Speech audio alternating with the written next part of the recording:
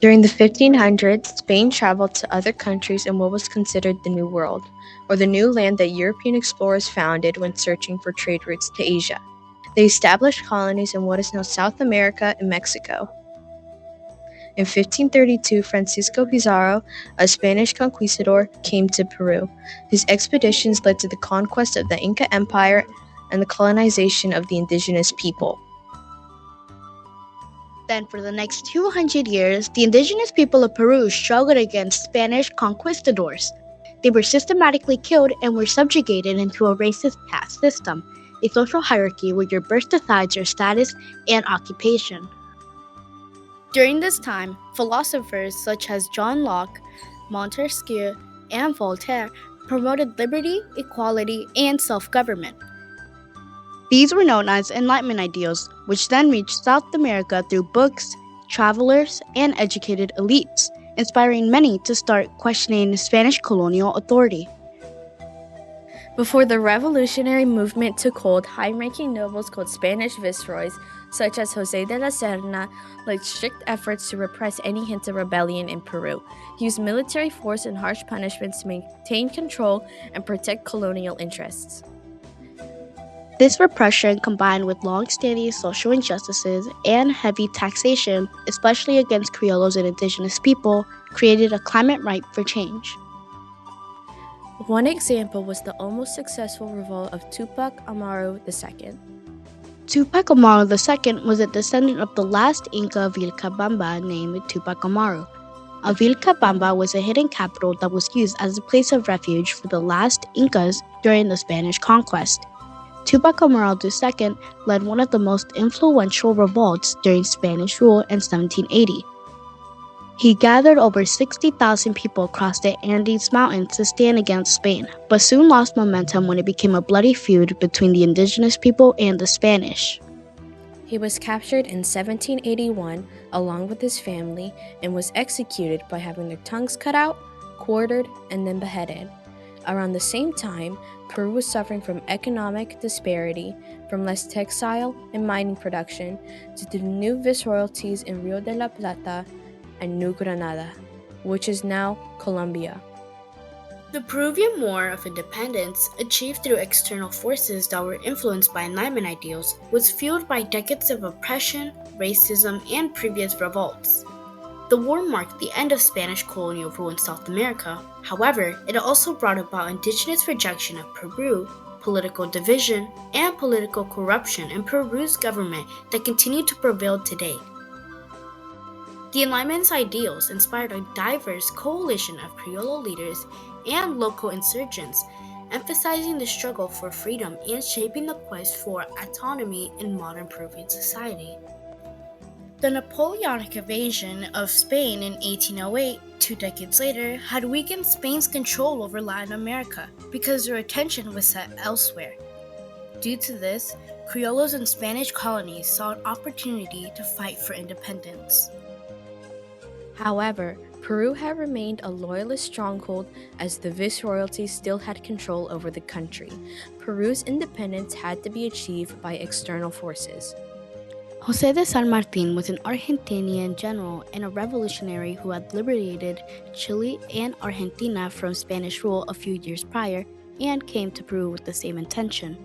On July 21, 1821, José de San Martín came with an army into the capital Peru, Lima, and declared its independence from Spanish rule. However, a year later, José de San Martín and Simón Bolívar, a Venezuelan general and revolutionary who was influenced by Enlightenment ideals, met in secret in 1822 in Guayaquil, Ecuador, and José de San Martín withdrew his forces from Peru after that meeting. Simón Bolívar, who liberated Venezuela, Colombia, and Ecuador by then, took over in the fight for independence in Peru by 1822 and continued to fight until 1826. He won key battles in the war such as the Battle of Junin and the Battle of Ayacucho. The Battle of Junin in August of 1824 was a turning point in the Peruvian War of Independence. No firearms were used by Bolívar's troops in the battle, but they only won with only sabers and lances. It led to the final significant battle in the war, the Battle of Ayacucho. The Battle of Ayacucho took place a few months after the Battle of Junin in December of 1824. It was led by Simón Bolívar's lieutenant Antonio José de Sucre and drove the Spanish forces out of Peru, ending Spanish colonial rule in South America. Although the war for independence ended, it brought significant loss of life and destruction of property across Peru. Many soldiers and civilians perished during the fight, which deeply affected communities on an emotional level. Homes, farms, and businesses were destroyed, leaving countless people without shelter or sources of income. This widespread devastation made recovery slow and difficult, hiding the country's ability to rebuild and prosper. In addition, the aftermath of the war left Peru struggling with heavy debt and political division. The government found itself without funds, and the treasury was empty, leading them to rely on private loans. This resulted in new taxes being imposed on the people of Peru. Some Peruvians wanted to maintain good relations with Spain and have a constitutional government, while others pushed for a republic. Bolívar sided with those favoring a republic, punishing those who opposed him with execution by firing squad. A republic was eventually established, and Bolívar promised Peruvians lands and titles they did not have in the viceroy. But over time, only the liberators gained more land and titles. The indigenous people realized that they were worse off post-independence and rejected the republic. After independence, the first instance of a political corruption and dictatorship in Peru started with liberator Simón Bolívar. Since then, there would be a rise in military dictatorships, or caudillos, throughout the 19th century. Not even a decade later after gaining independence, Peru would have its first civil war in 1834 due to political instability and public revolts against the government. 2 decades after that, Peru would have another civil war in 1856 to 1858. From 1824 to 1845, Peru would have 53 different governments in power that kept the country divided. They had their own parliaments and often waged war on each other. Moving into the 20th century, things remained relatively steady until 1930 when the Great Depression hit. That year, Peru suffered a coup d'état, or military uprising against President Augusto B. Leguía, who by that time ran an 11-year dictatorship, leading to a period of political unrest and instability in the country.